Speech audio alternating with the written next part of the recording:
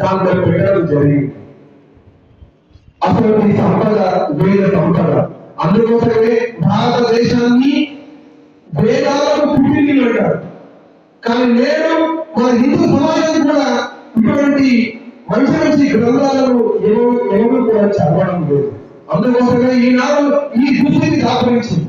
ఇకనైనా కూడా మన హిందూ సమాజం చైతన్యవంతమై సంఘటితమై మీరు వేసుకొని మీ వారసత్వానికి వారసత్వంగా ఇవ్వండి.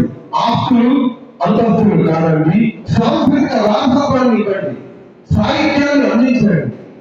అప్పుడే ఆ జ్ఞానాన్ని ఆ పిల్లలకు అందరికీ అంది నేడు మన సమాజం అందరికంటే ముందు ఉన్నత శ్రేణులు ఉండడానికి ఆస్కారం ఉంటుంది.